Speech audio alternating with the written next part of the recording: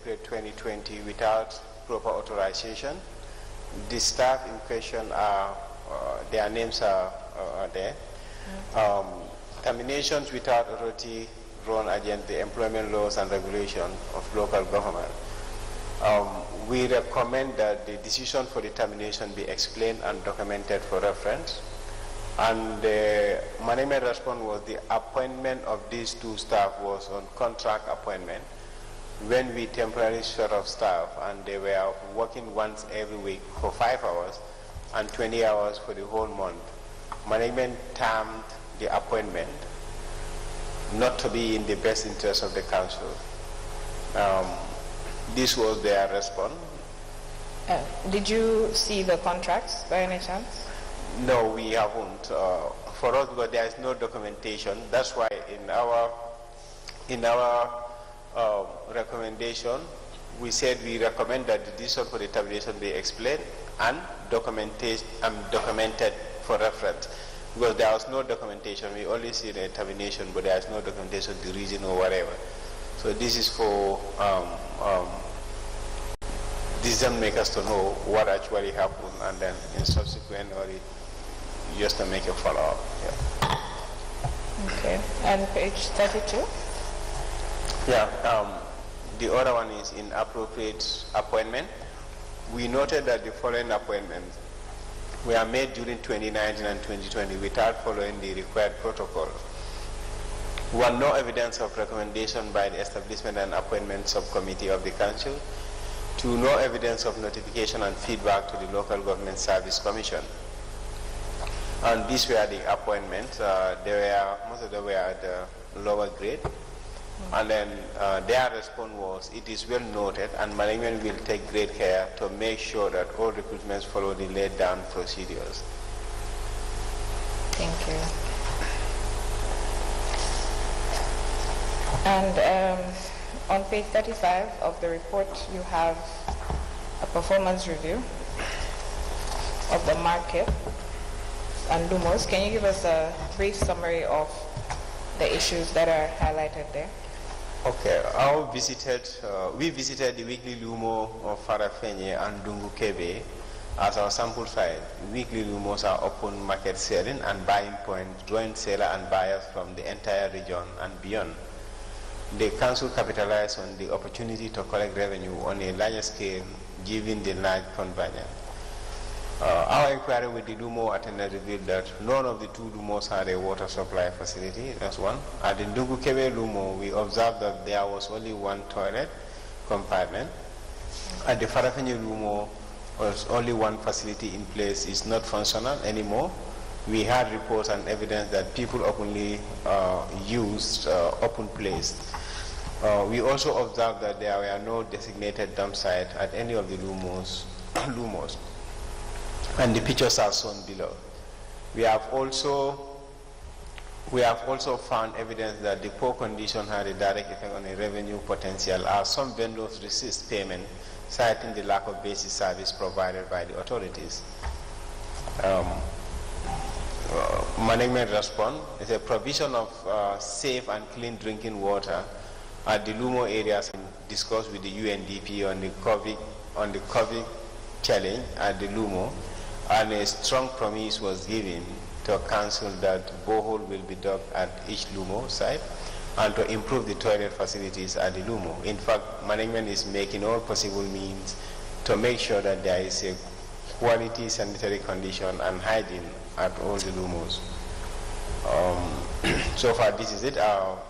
We visited only Farafenye and Dungu Kebe, and then the same situation, toilet and then the water sanitary problem is what has been highlighted. And then discuss revenue separation, because some vendors will say that the council is not providing anything for them and they are collecting duties. So, and this is not only about Kerewan, but this is a common issue in most of the provinces where people will say, I'm not going to pay because they are not providing any service for us. Well, I can understand that. And I note the Dungu Kebe market, I don't believe that issue came up again in the 2020 and 2021 report for Kerewan Area Council. we go to that report? I know that there were other issues. There were other performance review issues For this report, right? for 2020-2021. Oh, for 2020-2021. This is Exhibit ARKAC 002.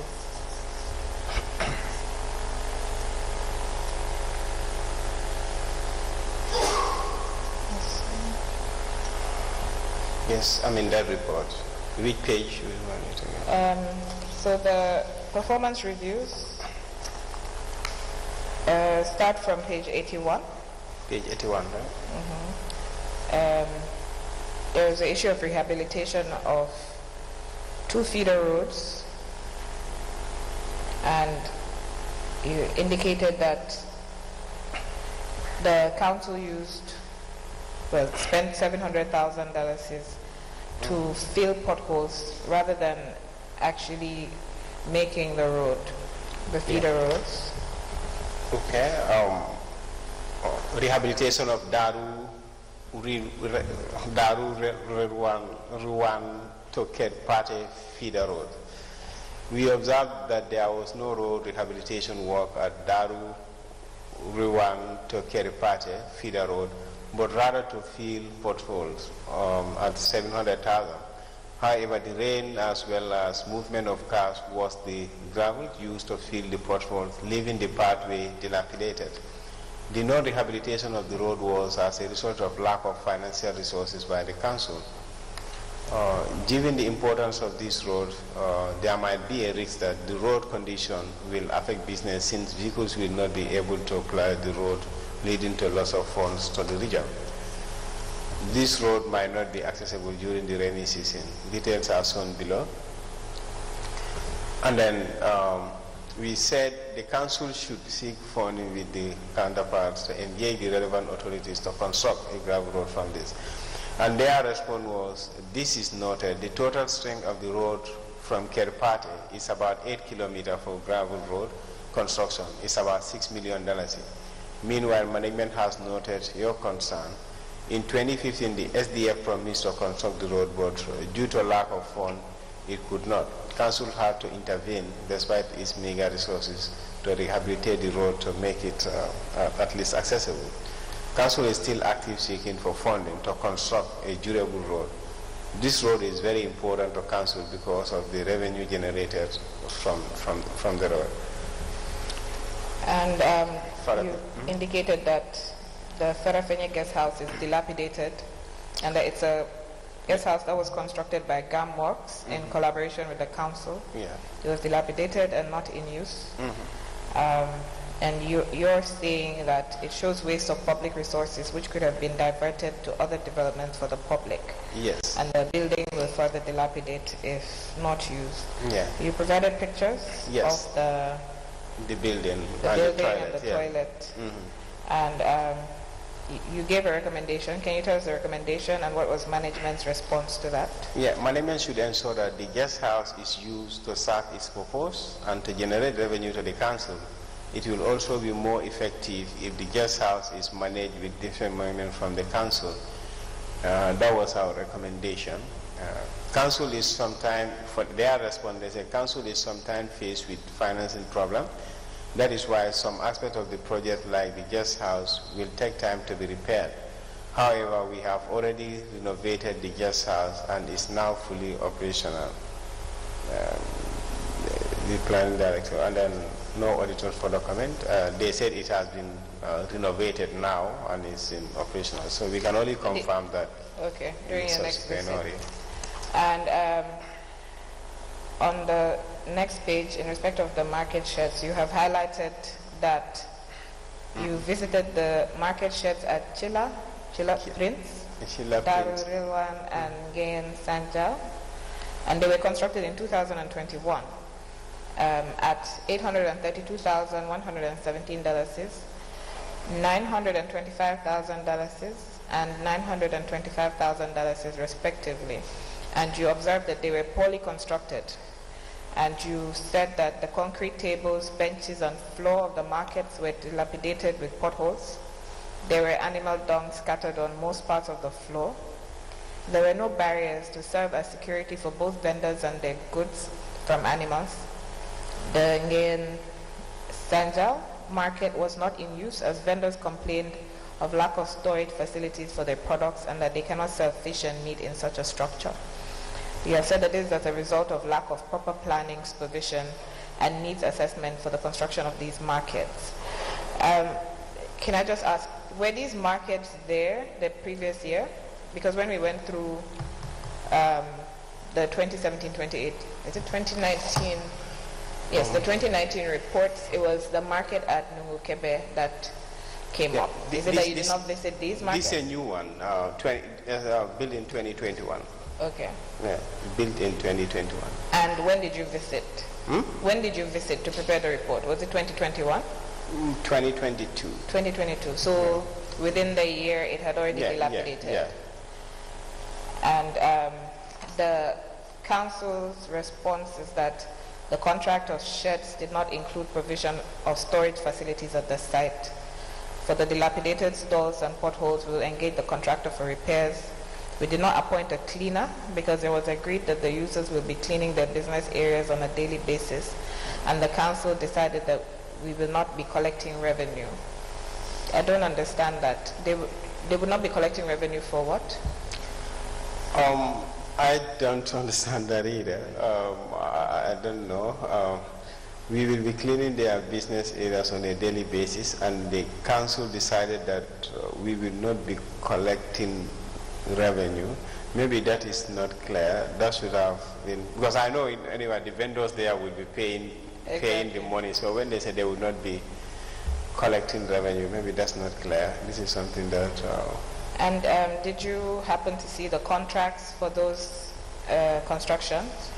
Yes, I know, because if at all the audit team haven't seen the contract or issues, then they will flag that. They will flag that one. Or if at all there is issue with the contract, they will flag that. Okay. Further down, you have the condition of the borehole at Kirjuma Hawa and Pakawa Ward. And you said that you observed the borehole pumping machine was not functioning.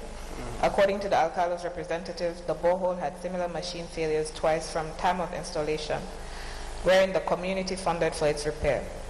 He also claimed the complaint had been lodged to the council of the ward for assistance, but they yet to receive any assistance from the council to restore the borehole. Water supply has therefore been a challenge, and as such, the village depends on nearby villages for safe drinking water. We also noted that 3 taps were installed rather than 6 as specified on the contract document. This was as a result of lack of supervision of works during and after project's completion by the council, planning and development unit, and the ward councillor who did not inform the council of the faulty machine. From the 2019 report, we had talked about a borehole, but I don't believe that it was. It's different. It's different location. Yeah. You know, our verification, we can't go to each and every project. So we will just, for any period, we will go to we will select about 2 or 3. But this is the whole region from, for example, from Bara to the last village. And then maybe we will only say one day, this is just one day, to be able to do all this verification, because the rest of the days we are busy on the review of the files and books and all that. So it's always a very pressing period when we go out to this council. Within 2 weeks, you have to do all this audit and then come back. Yeah. So it's the site visit will be on a sample basis. Yeah. Yes, but then in instances where you have, like the borehole, is something that you needed to verify from your next visit because they haven't updated you or they haven't given you shown you proof of this. Yeah. We make sure that we give priority to things like this. Where they said it has been fixed, we will make sure that the subsequent visit we confirm that. Okay.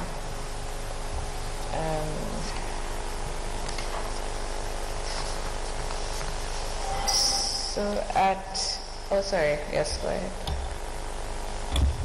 Sorry for intervening at this point. I just wanted Mr. Travale to shed light on the issue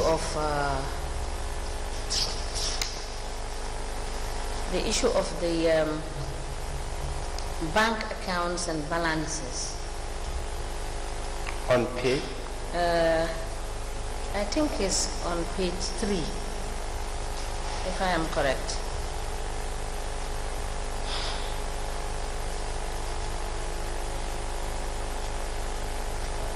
Did you see? Let me just.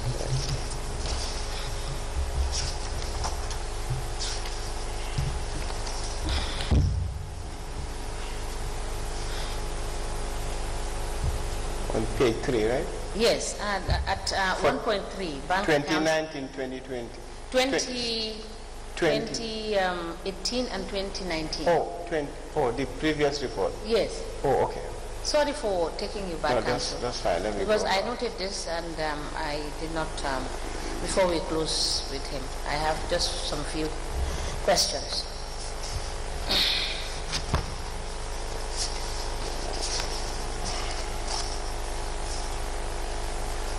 At page 3, 1.3, bank accounts and balances.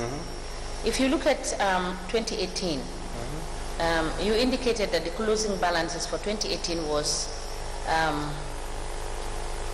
is that 9,527.79 or 9,527.79, and for 2019 it's 17,212.36. And these are the various bank accounts, that is EcoBank, Trust Bank, GT Bank, Reliance, First International Bank, and Access Bank. Now, I want you to clarify for us, you understand, whether the closing balances of 2018 was the opening balance for 2019. And if that is the case, you explain. If that is not, you explain why, you understand, the differences or whatever it is. Yeah, actually, the of any account for a period automatically should be the opening balance for the next period. And if there is any difference, any reason for that, the difference, that should be explained. But naturally, the close and then any other transaction. Yeah. So this wasn't the case. That's why, reasons. That's why we said the accounts are not true and fair. Okay. So let's see page 10. This is also page 10, which is 4.0, financial statement for the year 30th December 2019. This is 4.1 is the income and expenditure accounts, and you see that total revenue was 16,404,129, and expenditure, total expenditure was 15,100,654, and surplus of revenue over expenditure was 1,303,475,000. And can you explain why you had an adverse findings, even though there is a surplus of revenue over expenditure, you understand, the year ending 2019? To report that there is a surplus of revenue, and then you cannot explain or confirm, you yourself, how do you arrive at that surplus of revenue? Is another thing. To report something, I have this surplus of revenue. But how did you arrive at that surplus of revenue? You cannot explain. The records are not there. And the evidence, the documentations are not there. And then the way you treat to arrive at that one, you are not following any accounting principles. Then the auditors are, saying, then your reporting of this surplus of revenue is not true and fair. That's why they are not supported with any evidence. And they have not followed the required financial management procedures to arrive at that. Thank you. That is what I wanted you to explain. On the page 11, at page 11, 4.2, trial balance, you can see that under the credit column, you have 19,753,902. And on the debit column, you have 19,757,902,000. So in this trial balance, it reveals that what was credited is what was debited. Can you Which explain? page is that? Which page is Page 11. Can you explain Page 11. the exactitude of this on this table? Page 11. 4 point what? This is 4.2, trial balance. Okay, trial balance. Yes. Okay. Oh. But are you reading a particular finding? Huh? No, I'm not reading any particular. I'm asking you general question. Okay, say it Based on again. what I Ask can- that question because I didn't open. I was just answering. Yeah. Yes. No. I'm just looking at what is The on note. the table. Okay, you say that again. Yes, I said on the credit column you have 19,753,902,000, which was credited, and what was debited was 19,753,902. I said you explain to us the exactitude of what is contained in this table. You know, the trial balance is just this is a record of the account balances, the ones that need to be debited and then the ones that need to be credited. Every transaction, you know, it has a debit entry and a credit entry. So if you have any transaction, before you prepare your financial statement, you know, you have to prepare your trial balance so that accounts that are having a debit balance will be recorded at the debit column, and the ones that are having a credit balance will be recorded at the credit. So you use this one now, you know, to build your financial statement. So at the end of the period, it should balance. What you have at the debit should tally with what you have in the credit. If there is any difference, that need to be investigated and then explained. So the trial balance would balance at the end of the day. Period. What you have at the debit and what you have at the credit should balance. Yeah. If there's any difference, it needs to be explained. So it is normal. So further to this, you have on a table where you indicated if you can use the same table, where you have office of the chairman, you have the debit was 1,822,291. You know, was there any? What was the particular expenses under the office of the chairperson to amount to this? Yeah, let me read the note, because the note should tell us. I know these are the operational expenditure of the office of the chairman. Yeah. This will be the chairman's salaries, allowances, and the councillors, and the rest of the councillors. Normally, but the note should be able to explain this. So if you look at this one, the notes, they are just putting the figures, but the notes were not actually explaining what are some. But I know basically it's the expenses on the office of the chairman. That's the salary, allowances for the chairman, and then and the councillors for the period, for the whole year. But the notes should explain, you know, this line item. We know that's what it's all about. The notes to there to explain, so that outsiders or any reviewer can actually know what it is all about. Yeah.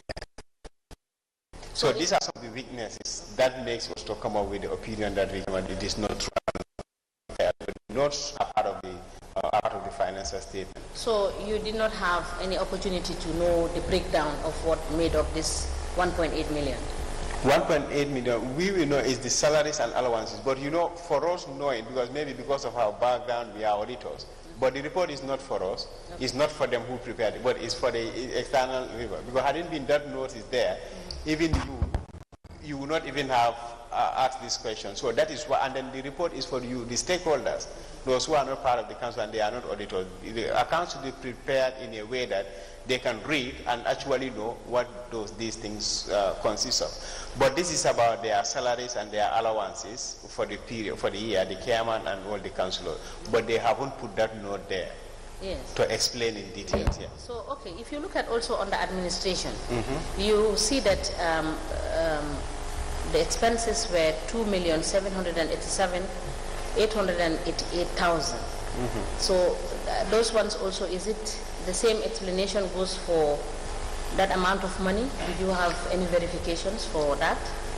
Yeah, it should be. This one also is the same type of expenditure on administration. But you know, if you look at the administration, for example, Office of the Chairman, the administration, there should be a column for note, note 1 or note 2.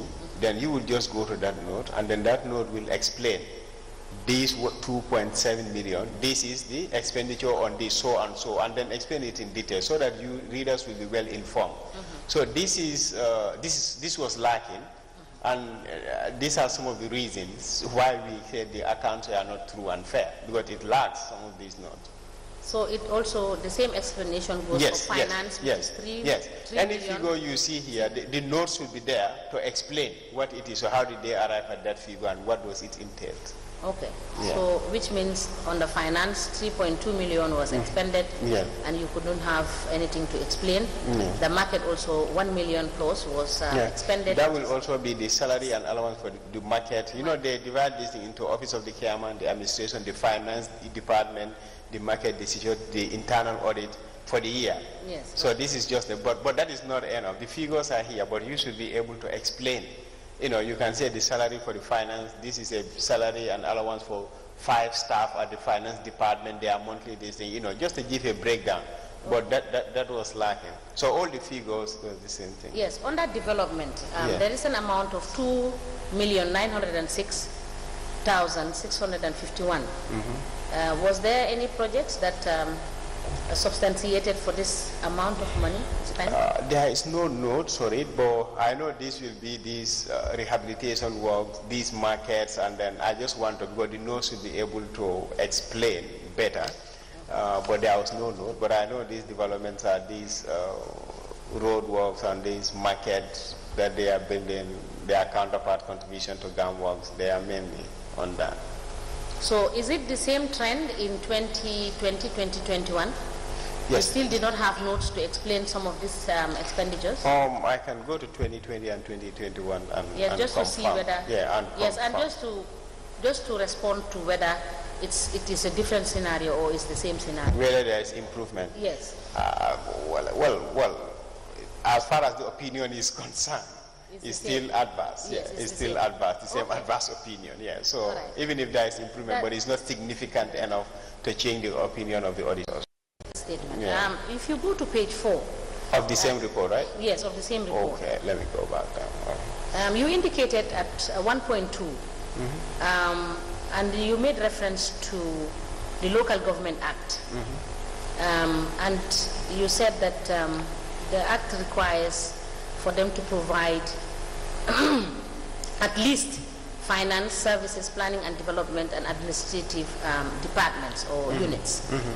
And apparently what you found was that these were not in place. So is it the same that you found in 2020 and 2021? I can only confirm that in this report. Okay. Because anything that has been reported and then not regularized, then the subsequent report is because if I'm here, to be honest, I would not know each finding. That's why I will always, refer myself to the report, because I deal with a lot of reports, a lot of these things, so I can't even remember what's actually happening in each council without, going to the particular report. Okay, so can you quickly go to 2020 and 2021? Let's see whether these were sorted out.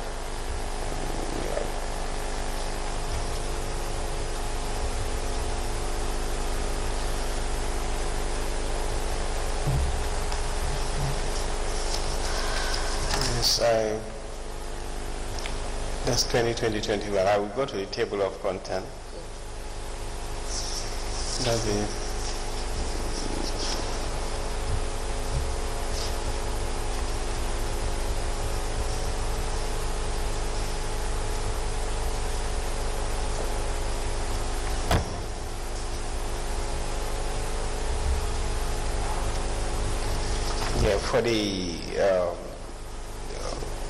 For the finance and then the service and development officer, I know that one was, there is a development officer appointed. Yeah, for the period. The development officer is there. Okay. And then, yeah, and which other question there? You mean the notes or? And which other one? Is that the only thing that was done? Finance, services, planning and development, and administration for this particular municipality?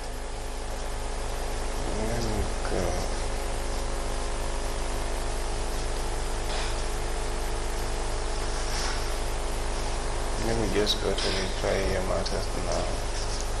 Follow up, then I have to go to the follow up for this report. Okay. Non-identification of financial reporting framework, that one is implemented. Management vacancies not implemented. The auditor said not implemented, meaning still there is still, yeah. Weak governance not implemented. The balance sheet was implemented, and then I don't know which is your another question. The management vacancy, that one is still like according to the follow-up, and then the notes of the accountant order, that one is implemented where there is a reporting framework now, they've mentioned it. Weak governance is still not implemented, and then payment without signatures is still not implemented, it's still happening. You know, duplicate payment vouchers still not implemented. Payment not adequately supported is still happening. Unpresented deposit slip is still happening. And then, yeah, so the ones implemented are very few, very few. Okay, if you, thank you so much. If you go to page 9. Of which report? Yes. Current one? Yes, the same report that you're looking at now, which is the 2018-2019. Oh, I went to 2020, 2020. Yes, because you referred, I referred you back to 2020. Okay. Yes, at page 9, 2.1, non-preparation of key documents, stroke records. There is non-preparation of the following on the listed. Operational plan, internal audit report 2018-2019, business continuity and disaster recovery plan, IT policy, manual, training policy, internal audit plan, fuel register, quarterly revenue and expenditure report, fixed asset register. The question is, in 2020-2021, did you find that this, these documents or records were in place? Oh no, it's still an issue. Okay, it's thank still you. an issue, yeah. All right. So if you look at, if you go to page 15, you can see that there is overall understatement in the cash book. Yes. And you could see there is a total amount of, in the cash book, 486,105 was in the cash book, and the voucher amount was 477,023.66, and the differences found was 17,368.84. Yeah. And my question here is, going forward in 2020-2021, was this difference sorted out? No, they are not. Queries answered? I can go to the particular query, page 15, because you have this type of scenarios happening. So at times, yeah, but let me, page 15, right? Yes.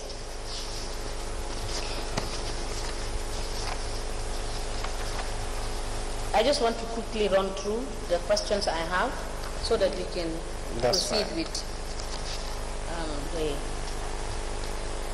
That's fine. On posted, is it the under which 2 point what was the 2.6? 2.6. Yes. Okay. It's over or under statements. Yes. Yeah, we traced a sample of salary payment to cash book and noted overstatement amounting to 17,360. There was also an overstatement of 8,278.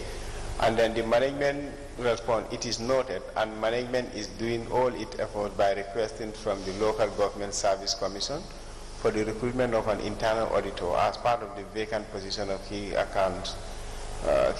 council submitted. The management response is different from the query. For us, we are like this key different, but for them, they said they will write to the local council to... Does this answer your question? No, we said it doesn't. I think for them, they are like, maybe, what I can understand is like, maybe with the appointment of internal auditor, some of these things might be regular. I don't know, maybe. But we are saying this has not addressed the query, the actual query yet. Yes, if you go to page 25, you would also note that there is a similar reconciliation of expenditure also revealed, a difference of 2,000,000 and 23,402. So that also goes to explain that in 2020, this was also not resolved, right? Yes. Okay. Yeah. So we go to the final page that I have as a question, an inquiry. If you go to page 40, okay. 4.3, Annex 3, on the statement in the cash book, there is a difference. Page What 40, amount posted? Page 40. Amount posted to the cash book was 5,888,166, and the differences in the what was amount receipted to and amount posted is 1,137,051. So it also goes. Is it the same explanation that in 2020 and 2021 these issues also were not? Yeah. When you come to these recorded issues on the statement in the cash book, on the lodgement not posted, they are still happening. Okay. These things are still happening. Thank you so much. Yeah. Council. Thank you. Mr. Chairman, I refer you back to the 2020 and 2021 report. Okay. Can we go to page 57?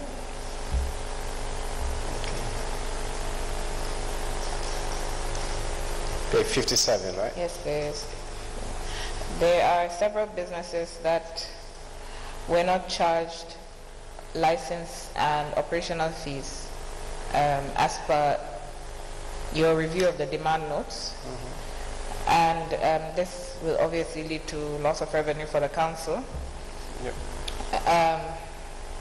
You recommended that the council should ensure the license or operational fees are charged to these businesses and ensure that they are collected on time. The management response was that the council was adequately aware that these businesses needed to pay both registration fees and operational license for the year. That is why they were only charging them registration fees. I'm not sure that I'm clear on this. Can you assist with this response? Yeah, on charge, lancing and operational fee, Regulation 402 of the Finance and Accounting Manual for Local Government Authority state that it is the responsibility of the Director of Finance to ensure that all revenue or receipt due to the council are promptly collected and accounted for on a daily basis.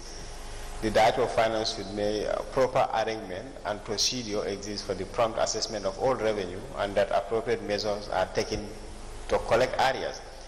Every amount due to the council is promptly collected and receipted. Clear guidelines and procedures in place for this. And we've noted that some businesses were not charged for license or operational fees as per our review of the demand note. Details are shown below. This is the official customers: Comium, Gamtel, Gamcell, QCell, Celtin Frendo, James Coker, and then the other names here, individuals name here: Jazz Cement Factory, Castle Filling Station, Jimbana Lodge, and Gambia Ferry Service. What happened was, in our report, these people were not paying the trade license, and the implication will be the non-charging of levy of lancing or operational fee will result to loss of revenue, leading to difficulty for council to finance. And then they responded to say, council was adequately aware that this business needed to pay both registration fees and operational lancing for the year. That is why we were only charging them registration fees. However, from the beginning of this year, all have been charged, and some have even started paying their operational fees. What?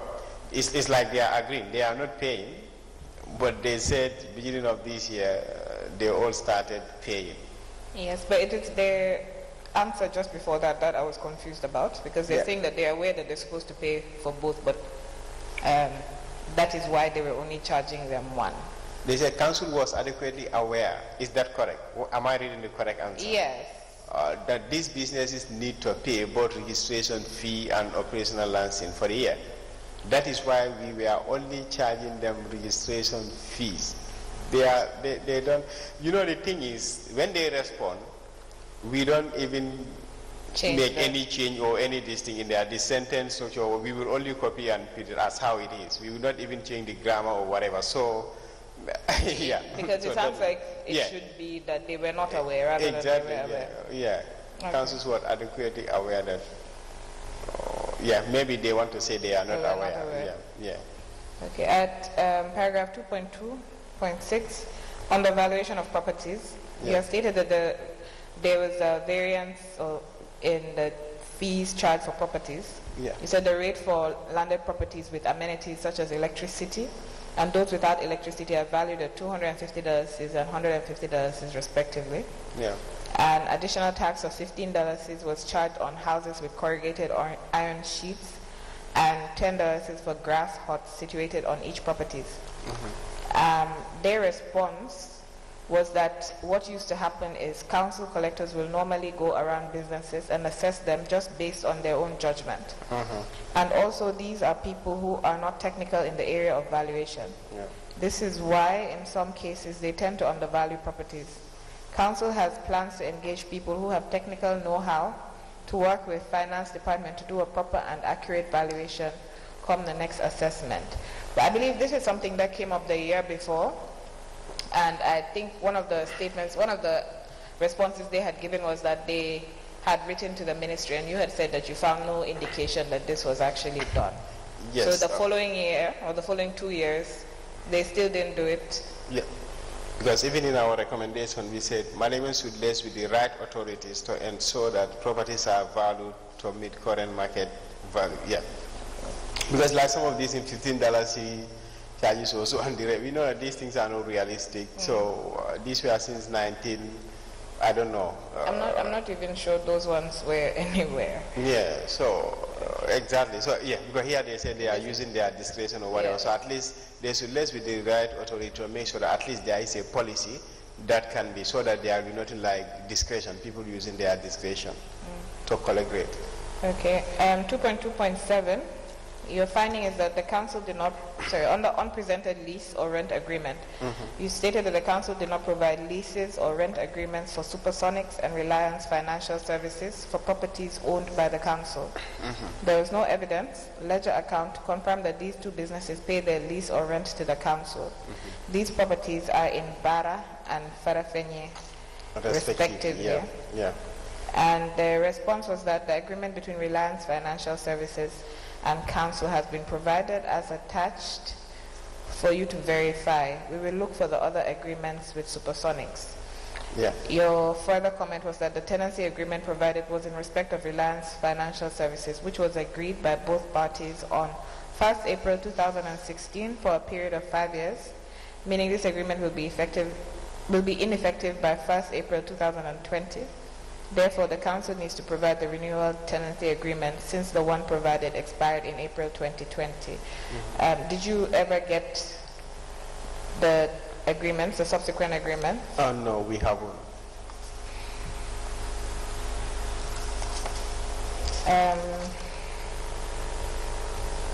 I refer you to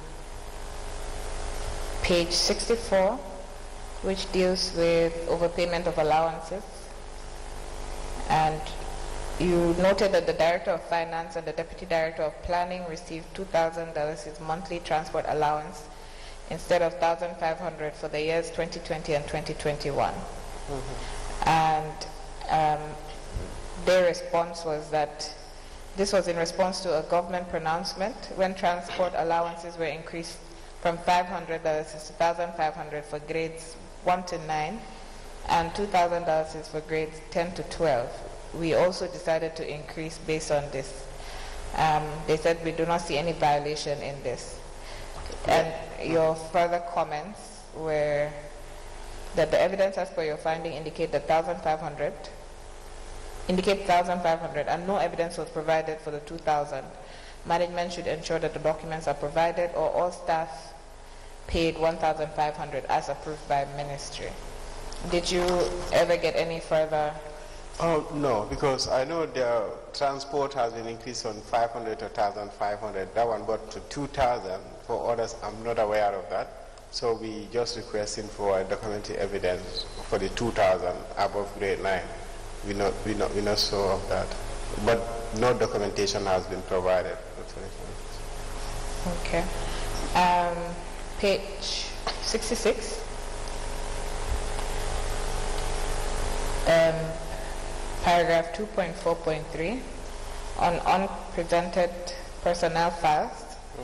You noted that some staff personnel files were not presented for review as listed below. You had Samba Lee, Chief Executive Officer, Yankuba Fati, Health Laborer, Mbemba Sonko, Contract, Omar Lee, Revenue Collector.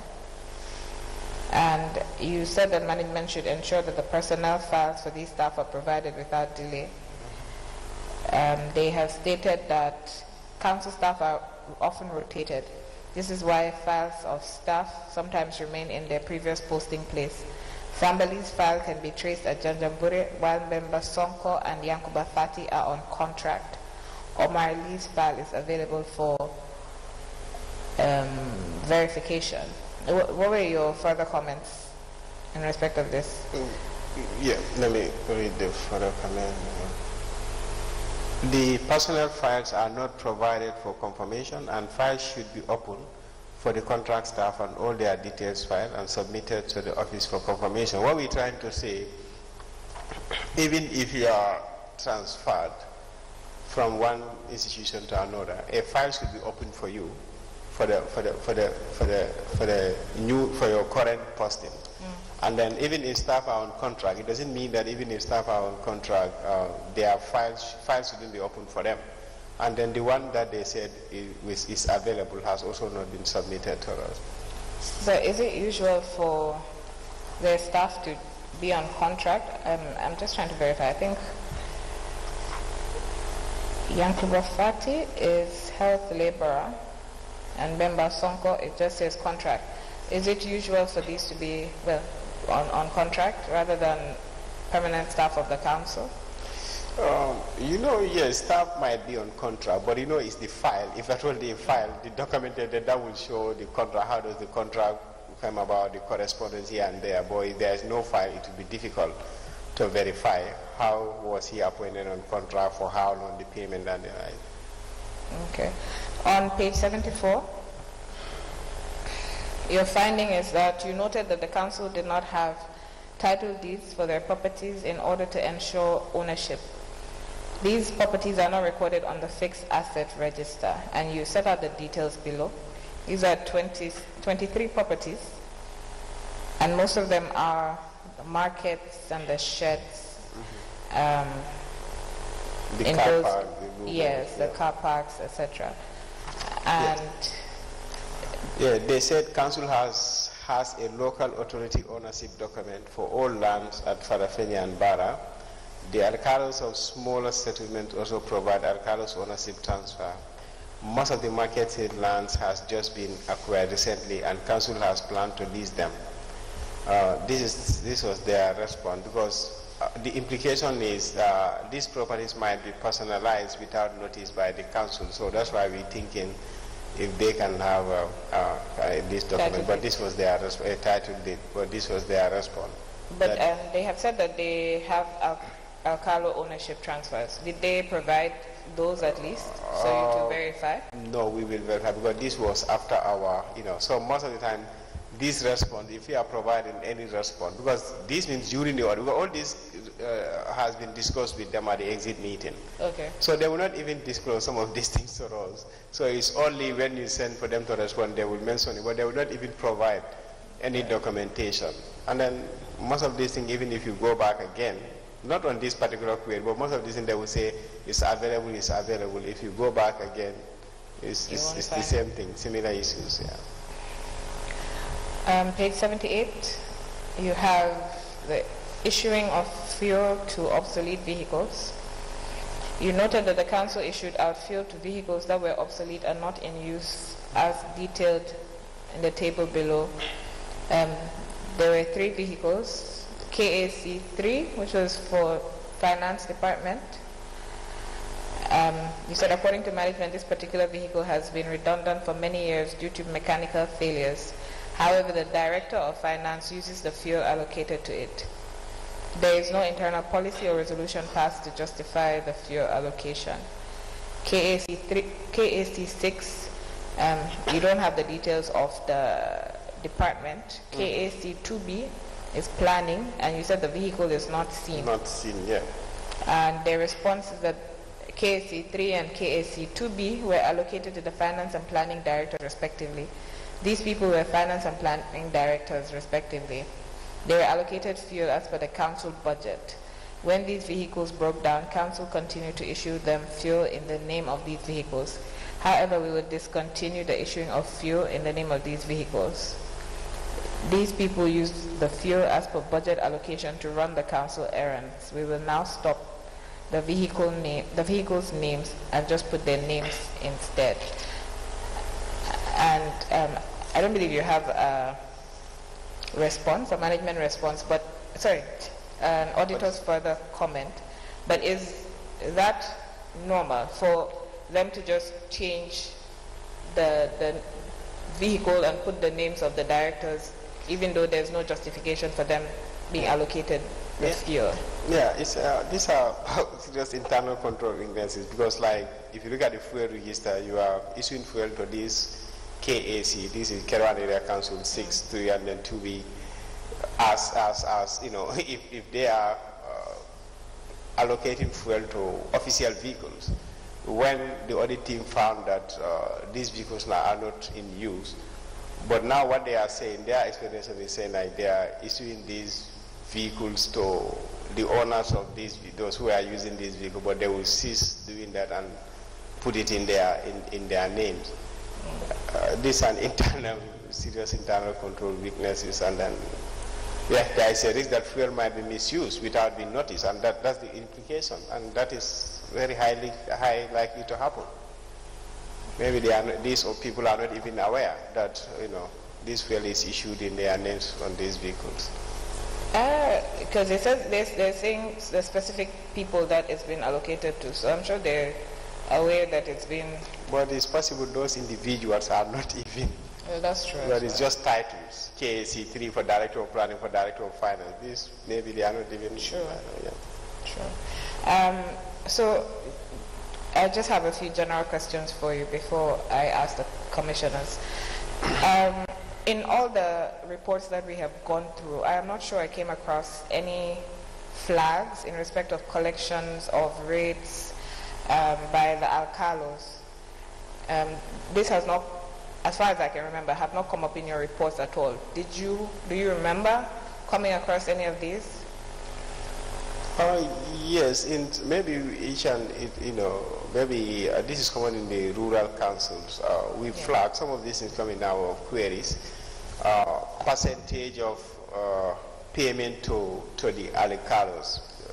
The queries are not very significant because the collection by the alcalos is normally done at the rural councils, where the alcalo will collect and they will take a percentage. Yes. They will maintain it, and then the rest will be, So some of the reports, they are flagged, they are mentioned, where the percentage of the alcalos has not been withdrawn, or maybe, deduct or pick more than, what is required. It's not a very common finding, because, it's risk-based. The risk there is not very high, and the amount involved, because most of these collections by the alcalos are not that very effective, at the village. If you look at them individually, they are not very of high risk nature. Yeah, but it's flagged in some of our reports.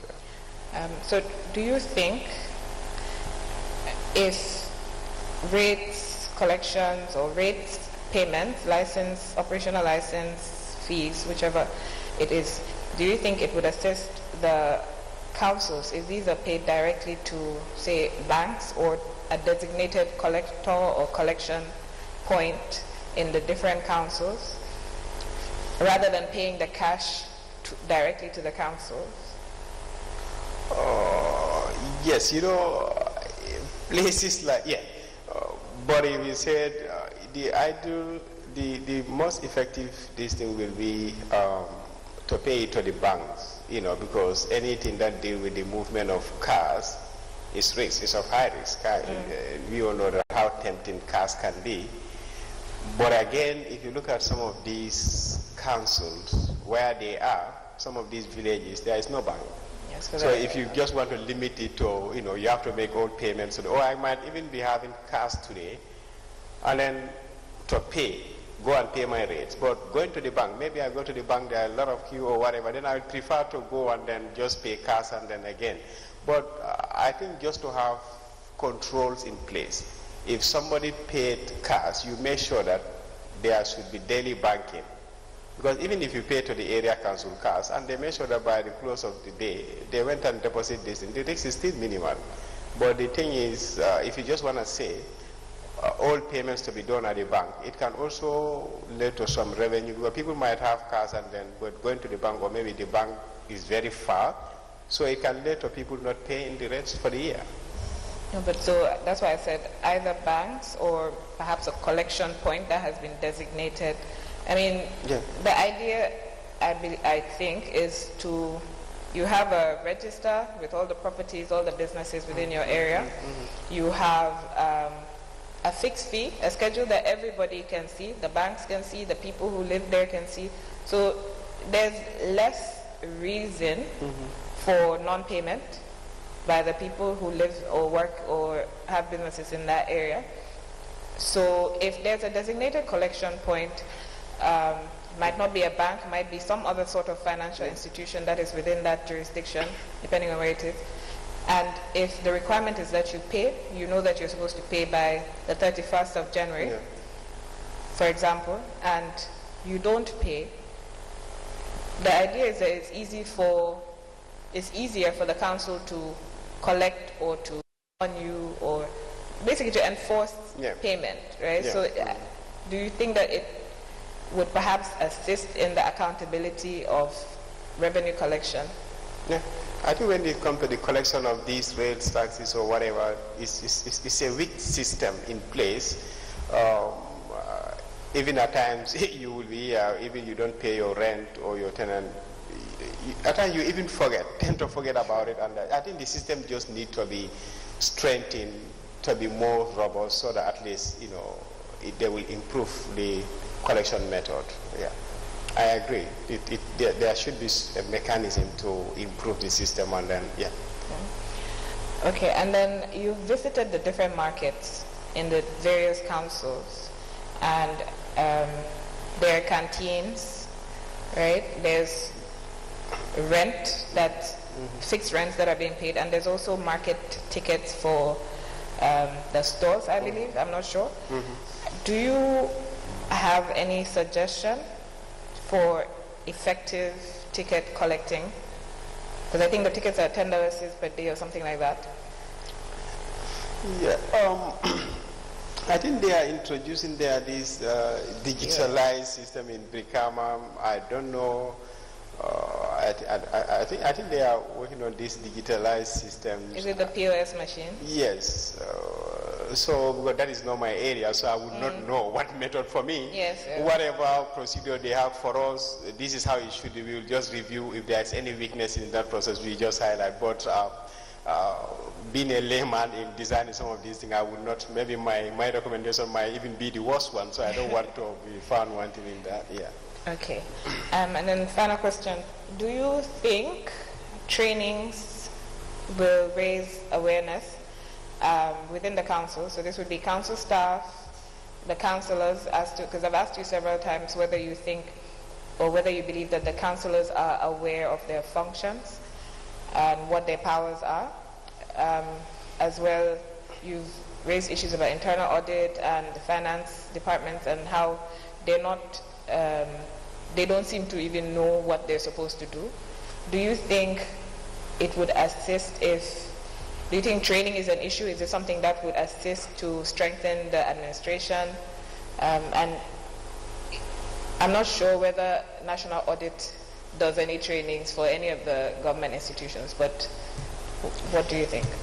Yes, I think training, I think most of it has to do with the control environment, because these training workshops or this training thing, 1 day, 2 days, we are very good in organizing that, but what do we, at the end of the training, what next? So I'm not even a very much family of organizing these training workshops here and there, but from National Audit, yes, we've been, because we have these stakeholder engagement as part of our strategies. I believe even next week we are organizing one. And then we used to organize this stakeholder engagement with our auditees, different stakeholders, but our auditees at times will organize one for them. And then the area council, even about a few months ago, we organized one, and then all the area councils were invited. We will do a presentation for them, about some of these issues, some of the constraints, and then the implication of, not submitting this fund. And then we'll give them the opportunity, also the constraints that they are having. And then we've also organized a training for them. That wasn't this year or last year, but we also organized a training for them, a presentation. But most of the time, ours will just be a presentation, some of these weaknesses, what caused them or whatever. But I believe the Accountant General also, this training, I think the Accountant General will have a responsibility, because they are responsible for the financial management, how to keep these finances. And then they were trained on the IFMIS system, the CEOs and the finance directors. So we believe the training will basically be from their side. For us, it's just to, call them, the engagement, just to say some of the risks, what they are doing, how to improve it, and then if they are not doing it, the implications, and if there is any gap as far as auditing is concerned, just to sensitize them to have an effective to have an effective audit and make sure that they know how to address these audit issues. We organize that engagement at least every year. Okay. Yeah, thank you very much. I'll hand you over to the commissioners. That's all I have for you, Anna. Thank you. I have just a few questions with respect to the 2020-2021 audit report. Okay.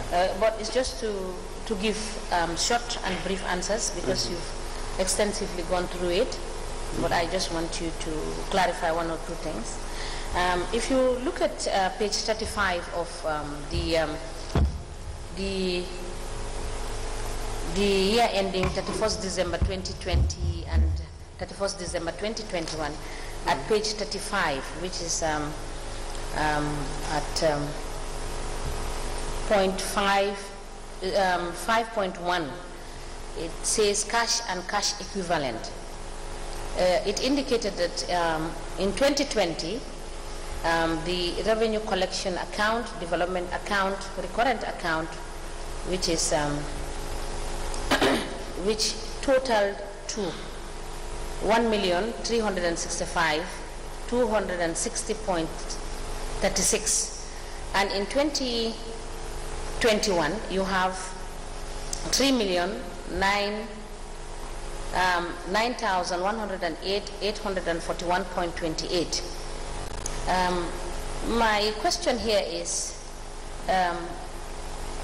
you could see that they listed the banks, which is Access Bank, Trust Bank, EcoBank, Reliance, and DT Bank, and you have 0 across the board.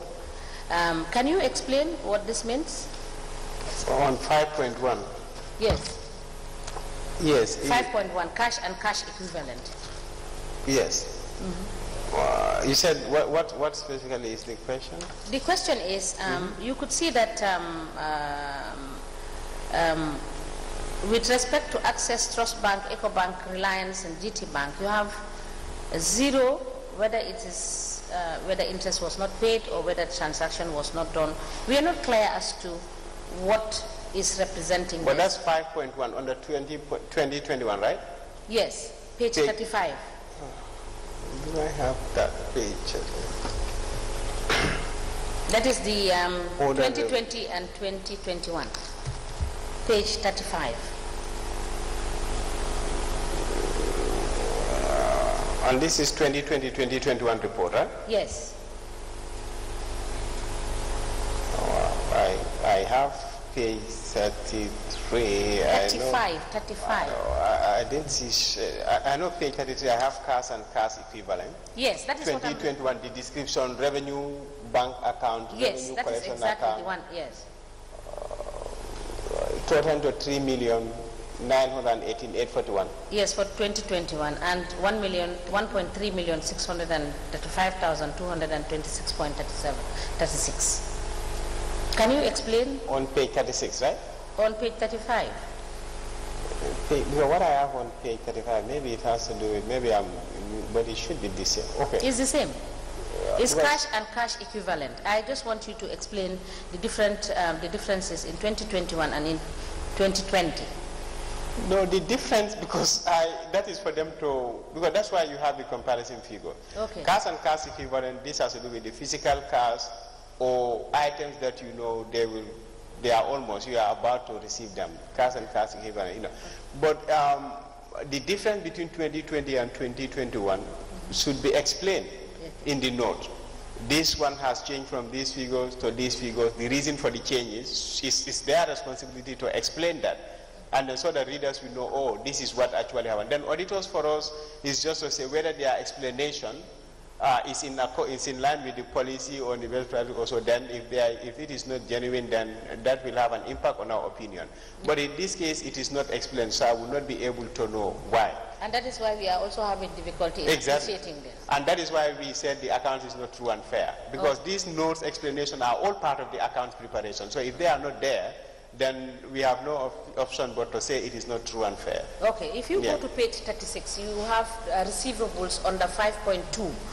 And is it the same explanation? Yes. Because in 2020 you have 3,101,000, and in 2021 you have 2,481,000. Yes. And when you go to 5.3, you have payables. 2020 you have 000. Then recurrent creditors you have in 2021 2,113.60. And you have the total being 2,113.60. Yes. So also it's the same explanation, It's the right? same, anything you see here, because these are the reasons, because the year, because you don't expect 2020 and 2021 to be, there must be some different variants. Yes. So the notes, that's the purpose of the notes. You should explain this is about this. If there's any variance, you explain why that variance, so that readers will be informed.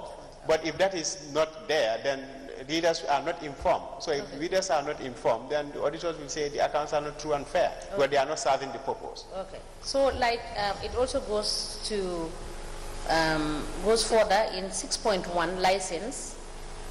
In 2020 you have income of 7,234,266.32, and in 2021 you have 10,725,585.38. Even though you don't have, you have explained extensively the fact that you did not come across asset registers, you understand, to determine the properties, the taxes, and all that. So it also goes to because the ideally same this could be maybe the increase in the subs or the what, but that's not for us to explain. It should come clearly in their notes. Yeah. Okay, so if you go to 6.2, there is this issue of other revenue. Can you kindly explain, because in 2021 there is indication that there is 20,372,646,000.34, and in 2021 you have 12,177,493.55. That is the total. So it also goes to the same explanation. You do not Yes, have any... because they said other revenue, subvention for specific activity, 2 million, interest, dividend, rent fee. So these things need to be explained. Okay. If you say subvention, so where does it come from? The interest and dividend, you need to explain. Okay. But it's the same thing. So all these things, there is no note to explain, so we can't tell. Also, what we noted and what we wanted clarification is on the personnel and emoluments, that is salary, stroke salaries, we can see only a column for 2021 and nothing on 2020.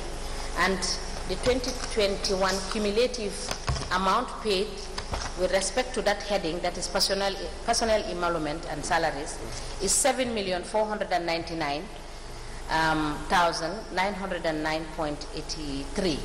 Then you go to 7.2. I'm just going through it so that you just give a general response.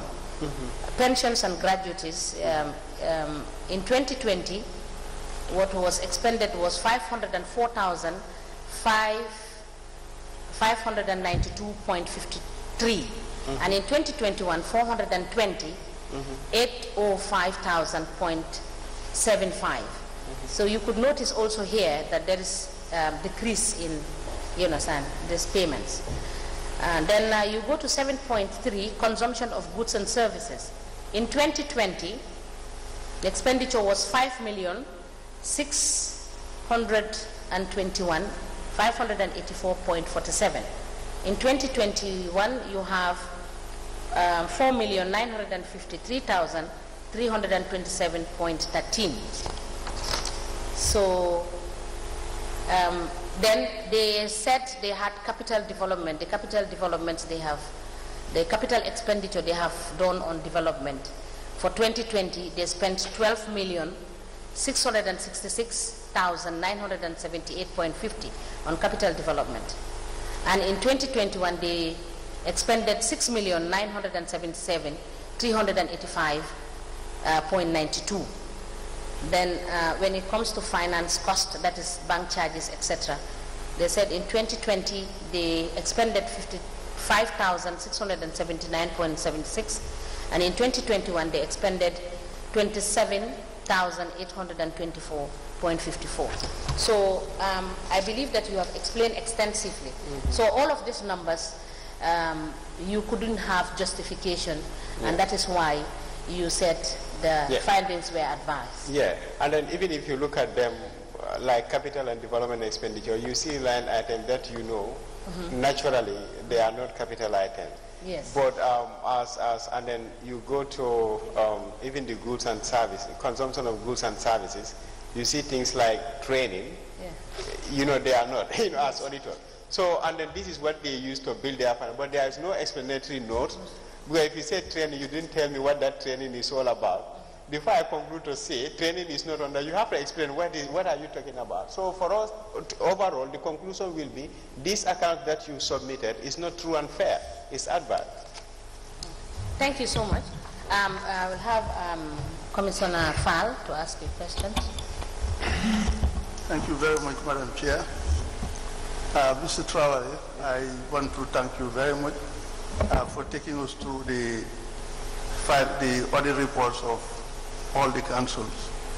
And it's rather alarming, I will say. Thank you very much. And during the exercise, you really explained the role or the mandate of the National Audit Institution, and during your audit exercise, how you formulate your findings. One is, for example, you can issue an adverse finding where the records are there, but then they are not fair and thorough. And then secondly, you could also issue a disclaimer where you cannot find any reports. And at the end of the day, you finalize your report. First, you send a draft and then expect a response from the various councils. If a report is not forthcoming, you finalize your report. And at the end of the day, it comes to the implementation of those reports. And my colleagues here have put it to you, or they have asked you why is it that the various audit reports are not being implemented? And you talked about the oversight responsibility of certain institutions. And here it is the parent ministry, the Ministry of Local Government and Lands, in collaboration with the Ministry of Finance. But then you also have the National Assembly as an other oversight institution. And in your recommendation, you expect remedial action to be taken. And if it is a continuous, if it is a reoccurrence and nothing is done about it, then in fact that is the end of the report. The Local Government Act clearly talks about devolution of powers to the local councils. And one of those is the devolution of finances and competencies, responsibilities. And that is in line with the constitutional provision of decentralization. That is service delivery at the local level, the farthest of the farthest in our communities. But with what we have seen from the audit reports, and for the councils clamoring about autonomy, they want to be autonomous, they want to be given the autonomy. With all we have seen, do you think that the councils have the financial capacity in terms of management of finances and devolve institutional responsibilities to manage their affairs when autonomy is, or if autonomy is given to them? Seeing what is prevailing now, that reports are done or the reports exercise are carried out, and then when it comes to implementation, oversight responsibilities or institutions are not taking their responsibilities to make sure that audit reports, recommendations of audits are implemented. So my whole question is about the future of councils as it is now in terms of financial management capability to take care of devolved responsibilities. Thank you. Yeah, to answer your question, usually to answer a question that is not in my report is difficult, but from experience, I can say it's in twofold. To answer the question now, in terms of managing the finance of the council, currently, a lot of work needs to be done. The people managing the finance of the councils, definitely something needs to be done about it. The competency is questionable. And then again, whether they can be given this autonomy, whether it's going to help. Again, maybe they can say, it is not, councils can say, it is not our problem because we don't appoint our finance directors, we don't appoint our CEO, I don't care. It's the ministry, it's the central government. Whatever happens is them, it's their staff. So I'm not going to put an extra mile, but if I know that now the power is me, to appoint my finance director, if there is anything I have to get accountable of my action, then maybe if my finance director is not doing what he or she is supposed to do, I have to take an action. I have to take that responsibility because I know it's on my head, rather than saying it's not my problem, it's the staff of the central government who are imposing it on them. This will be another reason. Another thing is the autonomy. If the central government are ready for the autonomy, they would say that, you know what, we have to restructure before we can give that autonomy status. Because to be autonomy doesn't mean that you will have that 100% independent. National Audit Office is an autonomy institution, but that doesn't mean that we are not accountable by the central government, because we report to the National Assembly. We cannot do whatever we want to do. We are still part of the system. So the central government can say we are to make council autonomous, but to give them that autonomy status, we have to do a radical restructuring. We cannot just, with the way things are going, we cannot just say we give them their autonomy. We have to do a radical restructuring for all the councils, bring competent people, bring systems in place, restructure all the councils, divide their paying structure and then everything, and then all the staff that are in council overstaff, we have to eliminate that and then make sure that their autonomy structure is there, and then they will still be answerable to their action and they will be accountable for their action. This will be my answer as far as that question is concerned. Any more questions? Yes. Chairperson, my question is in twofold. First is, Mr. Traore, you have lamented this past 2 days about the inefficiencies of the councils in rendering a financial statement. Is it from your perspective that the recruitment of staff for these councils, these high-level councils, staff, should be radically looked into by the commission, the local government commission, that is their employer, to make sure that these people that they are sending to these various councils are really endowed with the knowledge to render these councils profitable or at least manageable. Is that your point of view? From all what you have lamented, they are not doing this, they are not doing that, we have sent this, we have sent that. From sitting here, it's like a record player being stuck in one place, and you're just repeating the same defect in all of the councils. The CEO, the Director of Finance, the clerk of the council, the internal auditor, name it. It seems to me it's a broken record that we are playing.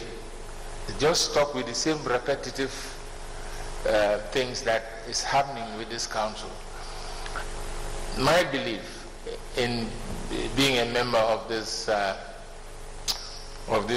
commission is to harmonize the relationship between the council and central government and the council with the people. Because if you are taxing me at a village level and you promise to bring borehole and you don't bring a borehole, you promise to bring a toilet and you are not bringing a toilet, it's cause for frustration. And if you are a council not being subvented by government, it causes frustration. And if government is not receiving the adequate information, requisite information, for them to make informative decision, it's not forthcoming from the council, it's a problem. Now, if a council, you have gone there, you have audited the council, you have all of these complaints, you have issued a report, you've sent it to the stakeholders, and nothing is being done year in, year out, it is frustrating for you also. Going there, making sure you're doing your job, but nothing comes out of it. So in light of all of this, I did ask you this question yesterday. What do you need to make you emboldened, have more power to do what you think you should do? Because I think you have a good act, but it's the enforceability of some of the provisions that is causing all of this problem. Because if I should report to you, I report to you, and nothing is taken care of it, I'm emboldened to do whatever I want to do. And that has been the trend, and that is why I think, this is my personal opinion, that some of these councils have been emboldened to do whatever they want to do. And it's like a state within a state. You have the regulation, which is the act, but you are not working according to the act. You've been highlighted that you are not working according to the act, but you are still doing what you want to do. So where are we? That's my... thank you. That's why it can be a tape player, just play and then we adjust, because if you look at it, what caused that tape player to be, playing on the same thing, it's like no much difference. Even if you look at the findings, the audit report, most of the issues are cross-cutting issues. At times I'll even be in one council, you are like, are you still on the same council? Because it's the same, because it's the same people. It's the same CEO rotating within the councils. The same finance directors rotating within the councils. And this is just 8 area councils and municipalities all together. It's the same people. Since CEOs rotating from one council to another, director of finance, the same internal auditor. So that's why it's a cross-cutting issues and they are all similar. So it should be easy to fix it if we are all doing what we're supposed to do. And then that is one. And then as auditors, we go do our finding, report it. I agree, copy the Minister of Local Government, Finance, National Assembly, the reports are discussed. At times, auditors don't enjoy this, and as you are saying, it's really frustrating.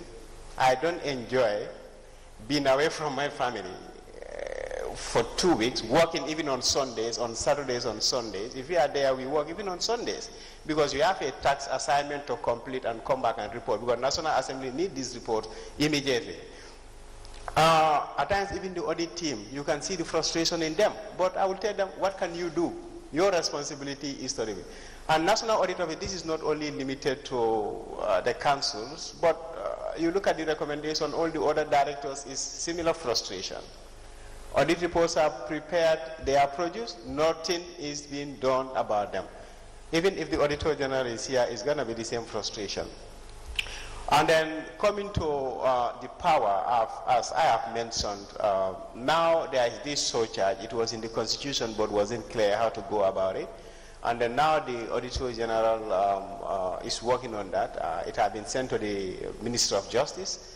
Show that if, this one also will have limitation. Audit reports, if the, for example, if it's a KMC, if there are audit reports and then no action has been taken, maybe the salary of the head of the institution can be suspended until something is done about it. You know, if you go to the institution, that is surcharge. Or maybe if somebody is found wanting in an audit report, the person can be suspended, and then his salary will not be paid until, you know, something is done about it. So this surcharge, currently the office is working with the Minister of Justice to make sure that surcharge is implemented. But even that one will not going to eliminate all these things. It can just reduce, because even that surcharge also is not automatic. It will have some legal issues here and there. But I think, to answer your question, you are right. It's a cross-cutting issues and nothing much has been done. And then the second one is this surcharge now, we are working with the Minister of Justice. If it is finalized, maybe that might mitigate it a bit. Yes, Mrs. Seth. Mr. Chowale, what is the meaning of an extraordinary audit? And how extraordinary is it? Extraordinary audit, I don't know the meaning of an extraordinary audit, because it was, most of the time I will see this. I'm aware of special audit, because for us what we have is the routine audit. That's our normal annual audit on the financial statement. At times where there is financial malpractice or something in an institution, the Auditor General has a mandate to conduct a special audit. For us, we call it special. That special audit will be like, it's not your normal audit, but something happened, and then they will direct you, go and look at this area so and so, and then you go and do more detailed work, and then submit the report to those who requested for that audit, instead of reporting it as usual audit to the National Assembly. But I've seen extraordinary special audit, but I don't pay much attention to the heading. I said, okay, I know it is because when we see, we just look at the details. As long as we understand, maybe if they are what they are talking about, the substance, then most of the time the heading, I don't have the idea about the technicalities used on extraordinary or special audit. To be honest, I don't have that expert knowledge in those terminologies. Questions? Okay.